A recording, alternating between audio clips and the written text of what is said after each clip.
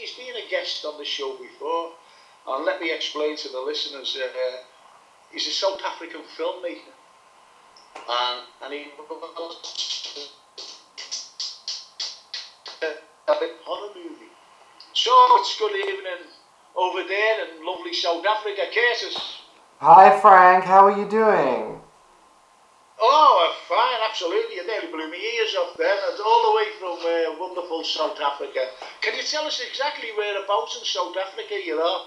Well, up until a few weeks ago I was in a small town called Bella Bella, which is like 2 or 3 hours from Johannesburg, but now I am in a small town called Somerset East. And yeah, it's about 2 hours from Port Elizabeth, so about 4 hours from Cape Town now. Oh, okay. Well, listen, Curtis, what's this about your latest film? Can you tell us a little bit about it and if we'll be able to see it, or, just tell us more? Well, yeah, that's actually, I have this new film coming out. It's called Fear of You, the Barghest. And it is a sequel to the first Fear of You movie that I made. And basically this film is about a woman from America. She's bought a house in the UK on auction, and the last owner of the house, who lived there over 100 years ago, is now manifesting himself as a Barghest and haunting her. Right. Yeah. Right. And, we have entered it into a couple of film festivals, and I'm very happy to say that both the Fear of You and the sequel, Fear of You, the Barghest, will be screened at the Cineplay Film Festival next year in February in New York. Wow. Yeah. That's something, that isn't it, really? So that's absolutely wonderful. We've got our hopes on a few others, some in the UK, so hopefully everyone will be able to see it there. But if not, after that we will have it out on YouTube for everyone to see. Right, yeah. That's good. That's cool. Yeah. Have you got anything else lines up, Curtis? Is there anything else lines up for the horror season? Not really. Just Fear of You, the Barghest. Oh, right, okay. Yeah. Okay. Halloween is not that big here in South Africa, so. I was just going to say that actually. Is there any reason why it's not so big yet? Mostly all over Europe now. And as we were talking before, really the Americans have embraced it and just give it out to everybody else. Because we've lost traditions here, like, roasting chestnuts and duck apple and things like that. Now it's trick or treat. So why hasn't it South Africa? South Africa is a very conservative country. I wouldn't say that I'm conservative, but I do know a lot of conservative people, and for them it's just something a little bit too strange to be delving into, spirits and ghosts and things like that. So we definitely do enjoy it, but they don't celebrate Halloween. I mean, yeah, it's not really for them. I enjoy it, but... Yeah. Well, it's just one of those things. And another thing, Daniel Radcliffe, did you ever meet him? Because he actually narrated, didn't he, your film? Yeah. I haven't had the opportunity to meet Daniel yet. However, the author of the original Fear of You, Nikki Torch, she got to meet him at the premiere of The Woman in Black a few years ago. Yeah. Through Nikki, I've kind of met him. Yeah. But not really. That's good because you're a good friend of Celine Dion as well, aren't you? Yeah, I mean, I have done 3 documentaries with Celine, so I'm hoping maybe in the future I'll be able to go back to Vegas. I just need to see with timing and things like that, because I've just spent over 4 months in Austria. Right. Yeah, so hopefully if everything works out, I'll be able to go back to Vegas. Well, it's summertime now, isn't it, in Africa, where you are? Yeah, I What mean, is it? it's quite hot. Where I am right now, it's quite cold. It was like freezing today. But why is it, well, you spent time in Vegas, and to be honest, that's where all the films are made. Why haven't you settled over there? Well, in America, especially, not just Vegas, but in America. Yeah. Do you have That is something that I would love to do. I would love to either go to the US or the UK, Okay. just because the film industry there is so much bigger. But, I was at film school here, so I was planning Yeah, that all because you're out. only young, aren't you? You're only a young fella, and really, you're just starting out, aren't you, in these, what you're doing. Yeah, I mean, I'm only 21 years old. That's right, yeah. So, I mean, I have been making my own films and things like that since, like, I was 10 years old, so I have a lot of I remember you saying experience the and last time. practice. I remember you saying the last time, you started off at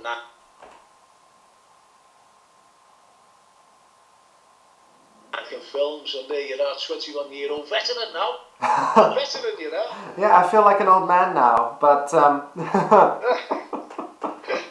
Curtis, it's Des Flanagan. No, getting back to your film. yeah. Was the motivation behind that? Was that based on fact or fiction? There is a house in the UK called Gunby Hall and Hilo Hall, and I took a little bit of the history of that, where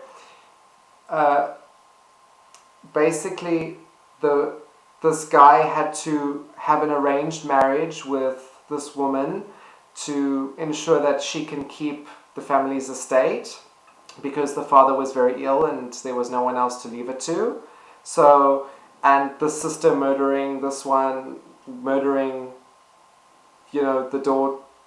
murdering her other sister, who's now just got married because she's jealous, because now she can't inherit the estate. So that's where that came from. But this new one, there are some strange things on the location where we have shot, some strange things that have gone on.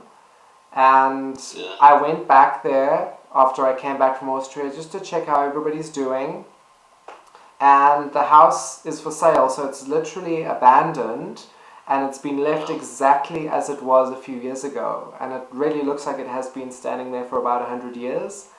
And when you go there, you do feel things, and yeah, I have seen some things there too. Because we've got a real life ghost hunter in the studio with us tonight, Jamie Williams. And I'm sure you'd love to visit that house with you, Jamie. Yeah, just 3 or something. Oh, sorry, yeah. And Liz as well. Yeah. Jamie, it would be like the best holiday you've ever had. We would ask Frank to come with us as well, Yeah. Frank can cover the story. Can I just ask you, have you ever been on any kind of investigation for your film? Done anything like that? I have not. I mean, I have gone to haunted houses and taken pictures and seen orbs and things, but I haven't been with a whole group of people. That is something I'd love to do, because, I mean, obviously, ghosts and spirits and things like that, they do really interest me, and it's interesting to know, to explore more into the unknown. Yeah, well, I mean, if you're ever over in the UK and you come to Liverpool, give us a ring, you can come with us. Oh, I will. I'd love to do that. I don't, myself, I don't go on these quests. I only ever went on one with Jamie, and it was a little bit scary for me, to say the least. So What did you see? I didn't, because I thought I'd seen something, going past, and but it was what Jamie was saying before we went in, to be honest, Curtis, because he said, this is going to happen, that's going to happen, and these were with friends of mine, by the way, and there's no way that they didn't even know Jamie, being honest, they just did not know him, and we went to this particular room, and exactly what happened is what Jamie told me would happen. And that was frightening. It really was frightening. And as I said, I was just, everyone was talking and whatever it was happening. And I see out the corner of my eye something passing. And something did pass, it's as simple as that. And then I decided to go home. That was the end of that, While we were shooting this film and also the original, we experienced so many strange things. Like the lights would switch themselves off. They would get knocked over for no reason. People getting like their hair being touched and things like that. So I kind of have had those experiences. No, I wouldn't like that. No, I'm afraid not. I have experience. I've never ever said anything about this ever in my life. I've only told a very few close friends, and I mean very close. The people around here now who are sitting with me are not close, you see. So that's why. But a very, very close friends I've actually spoken to about it, and they've said, that's got to be mentioned. I tell you who told Tom Slennon. And Tom said, that's got to be told. I said, no, I don't want to say anything about it. And it's happened to me in France. But I think the more people that speak about, like, if they've experienced seeing a ghost or a spirit or something like that, the easier and more believable it will become. Because, I mean, if one person speaks out, most people think that you're a little bit crazy. But I think if more people speak up, because they're just scared of telling somebody, if more people speak up, then I think it'll become more of a okay thing. Yeah. See, Jamie, I tell you, I'm a big wuss when it comes to my producer, that is, Jason Pennington, he goes out on them. And there's another guest who's usually here, he's a fellow historian like myself, John O'Hare. He usually goes as well on these quests. But, for me, on a personal basis, I don't know, I wouldn't like to, as I said, I don't know, I'd rather just not go at all. We keep trying to get you. I know, we keep trying to get me, but...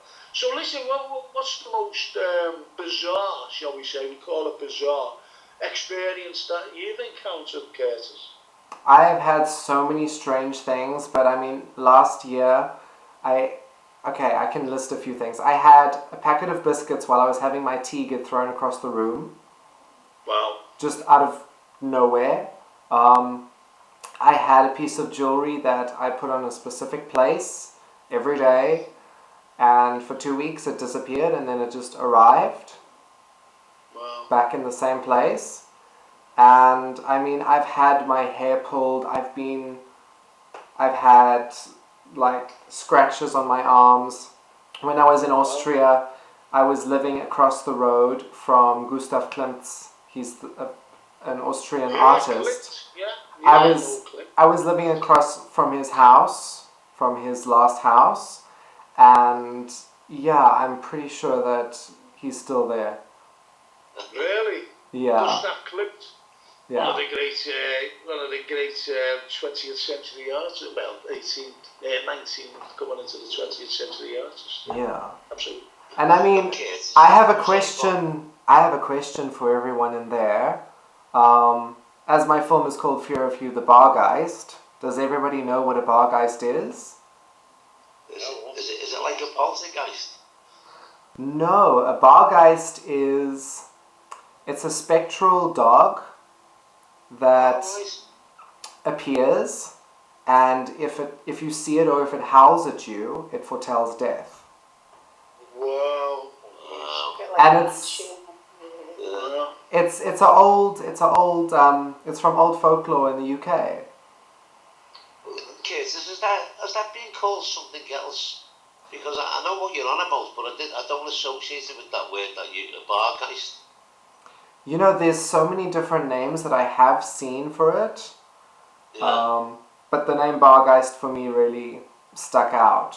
Right, okay. Yeah. But I do know what you're on about, yeah?